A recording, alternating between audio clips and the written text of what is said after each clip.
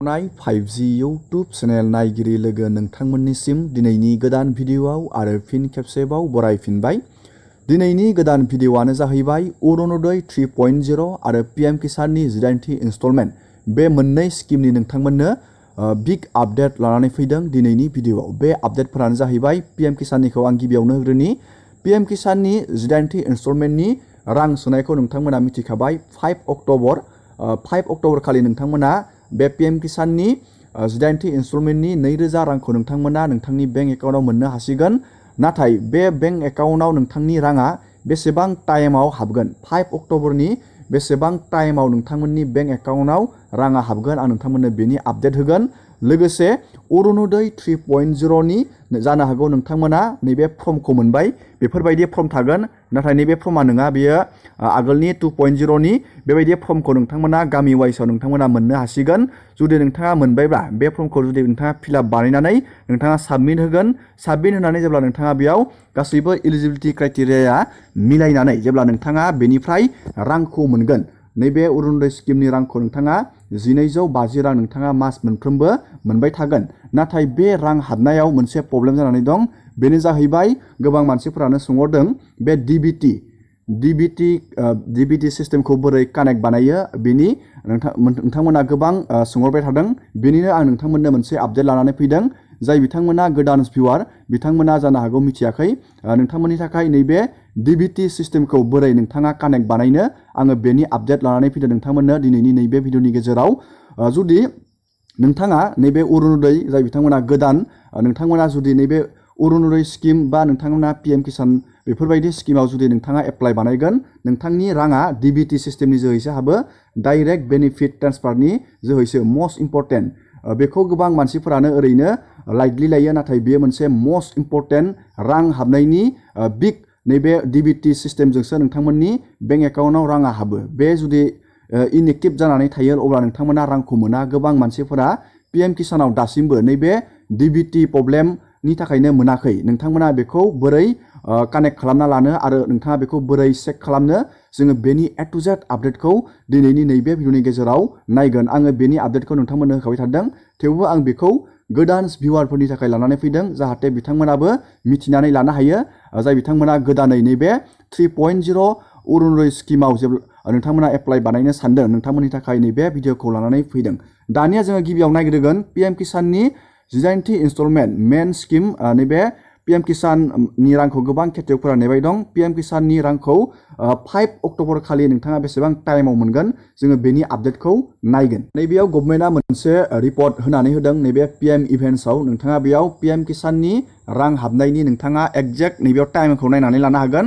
नोंथाङा नैबेयाव नुनो मोनदों 5 अक्ट'बर 2024 नोंथाङा नैबे 12 PM आव नोंथांमोना मोननो हागोन। 12टा बाजियाव नोंथांमोना सानजौफुनि 12टा बाजियाव नोंथांमोना Pmkisanनि रांखौ मोननो हागोन। 18थि इनस्टलमेन्टनि रांखौ 9 करोड़ Pmkisanनि बेनिफिसारिफोरा नैबे 5 अक्ट'बर नैबे 12 PM आव नोंथांमोना रांखौ मोननो हासिगोन। नोंथांमोना रोखा जाबाय।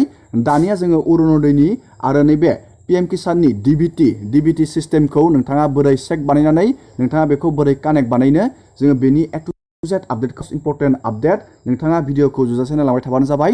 आरो बेफोरबायदिनो गोदान आपडेट डिटेल स्किम डिजिटेल खौरां मिथिबाय थानो थाखाय नोंथाङा चेनेलाव गोदानबा चेनेलखौ साबस्क्राइब खालामबानो जाबाय। दानिया जोङो नायदिनि फारि नोंथाङा बेखौ DBTखौ नोंथाङा चेक बानायनो थाखाय गिबियावनो नोंथाङा गुगोलाव सार्च खालामनांगोन। नैबे DBT बेबायदि नोंथाङा सार्च खालामबानो जाबाय। गुगोलाव नोंथांनि गुगोल क्रोम ब्राउजाराव नोंथाङा DBT बेखौ सार्च खालामना होबानो जाबाय। आं दानिया बेखौ सार्च बानायबाय।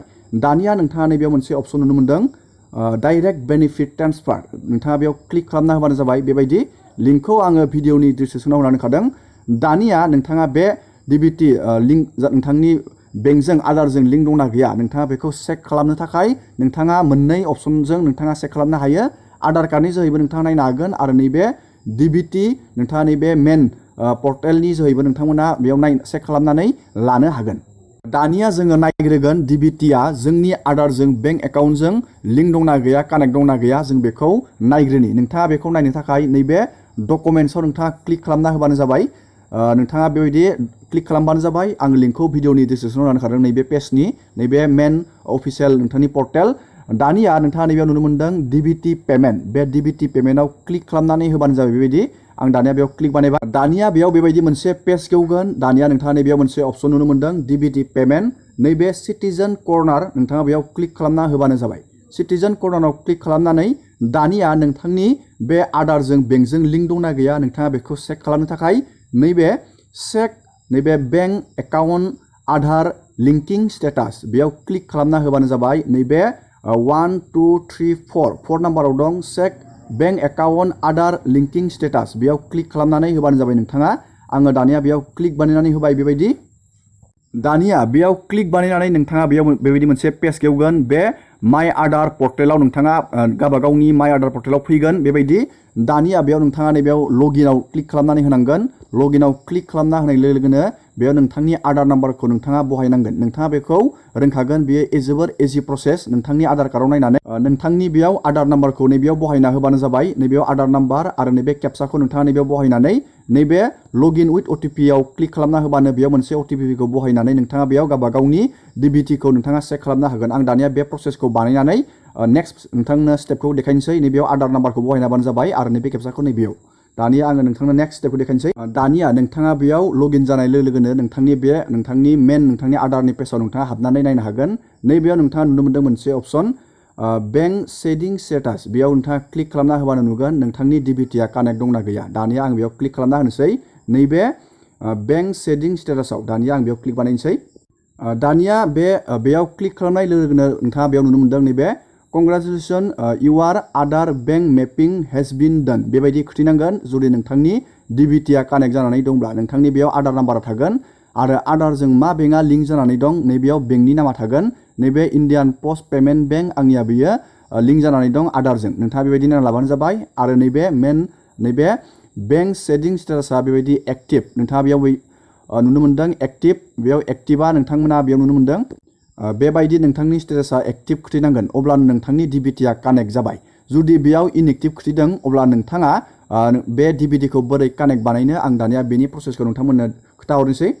दानिया नोंथाङा DBTखौ कानेक्ट बानायनो थाखाय मोननै अपसन दं। नोंथाङा पस्ट अफिसाव थांनानै इण्डियान पस्ट पेमेन्ट बेंकखौ नोंथाङा खुलिब्लाबो बेयाव अट'मेटिक DBTआ कानेक्ट जागोन। आरो नोंथाङा बेंकआव थांनानै मोनसे डकुमेन्टखौ नोंथाङा फिलआप बानायनानै बेयाव नोंथाङा होब्लानो बे DBTआ कानेक्ट जायो। डकुमेन्टखौ नोंथाङा नैबे DBT पर्टेलावनो मोनगोन। नोंथाङा नैबेयाव डकुमेन्ट्सआव क्लिक खालामना होबानो जाबाय। नैबे DBT पेमेन्टआव थुफिनबानो जाबाय बेबायदि। आरो नैबे सिटिजेन कर्नाराव क्लिक खालामबानो जाबाय। आरो नोंथाङा नैबेयाव मोनसे फर्म मोनगोन step by step guide for getting Aadhaar seeding. नोंथाङा बे अपसनाव क्लिक खालामना होबानो बेयाव DBTनि मोनसे फर्म डाउनलड जागोन। आं नोंथांमोननो फर्मखौ देखायहरनि। दानिया जोंनिया फर्मआ डाउनलड जाबाय। बे फर्मखौ नोंथाङा डाउनलड खालामनानै प्रिन्ट आउट नोंथाङा बहननांगोन आरो नोंथाङा बेखौ फिलआप बानायनांगोन। बेयाव नोंथाङा फर्मआ गांथाम थागोन। नोंथाङा नैबेयाव नोंथांनि बेंकनि डिटेल्स होनांगोन, नोंथांनि ब्रान्स, नैबेयाव बेंकनि नाम, नैबेयाव डेटखौ होनांगोन। नोंथाङा माब्ला बे नोंथाङा आधारजों बेंकजों लिंक बानायनो नोंथाङा बेयाव डेटखौ होबानो जाबाय मबे तारिखआव। दानिया नोंथांनि बेयाव एकाउन्ट नाम्बार होबानो जाबाय, एकाउन्टनि नेम होबानो जाबाय। नोंथाङा बेखौ हाखागोन जोबोर इजि। आरो नैबेयाव बेंकनि नोंथांनि एकाउन्ट नाम्बारखौ होफिनबानो जाबाय मा बेंकखौ नोंथाङा बे आधारजों लिंक बानायनो। लोगोसे नोंथाङा नैबेयाव मोनसे अपसन नुनो मोनदों। नैबेयाव नोंथाङा टिक खालामनांगोन। नोंथांनि नैबेयाव अपसन नुनो मोनदों 1 नाम्बारनिखौ नोंथाङा टिक खालामना होबानो जाबाय। आरो नैबेयाव नोंथांनि एकाउन्ट नाम्बारखौ होबानो जाबाय। बबे एकाउन्ट नाम्बारखौ नोंथाङा लिंक बानायनो सानदों नैबेयाव एकाउन्ट नाम्बारखौ होबानो जाबाय। जोबोर इजि बे फर्मआ। नोंथांनि नैबेयाव नोंथांनि नाम, नोंथांनि मबाइल नाम्बार, इमेल आरो नोंथाङा बे फर्मजों आधार कार्डनि कपि नोंथाङा होफानांगोन। आरो नैबेयाव सिगनेसार होनानै नोंथाङा बे फर्मखौ बेंकआव जमा हैबानो जाबाय। नोंथांनि बेंक एकाउन्टनि पासबुकखौबो नोंथाङा जेरक्स खालामना होबानो जाबाय। दिनैनि भिडिअखौ आं बेखिनियावनो फोजोबबाय। नोंथांमोना भिडिअखौ नायनानै मोजां मोनदोंबा लाइक खालामबानो जाबाय। चेनेलाव गोदानबा चेनेलखौ साबस्क्राइब खालामबानो जाबाय। जाय बिथांमोना गोदानै अरुण'दय स्किमाव एप्लाइ खालामनो नागिरदों बा जाय बिथांमोना Pmkisanआव रां मोनाखै, नोंथांमोना बेबायदि प्रसेसआव DBTखौ कानेक्ट खालामना लानो हागोन चेक बानायनानै। एसेनोसै।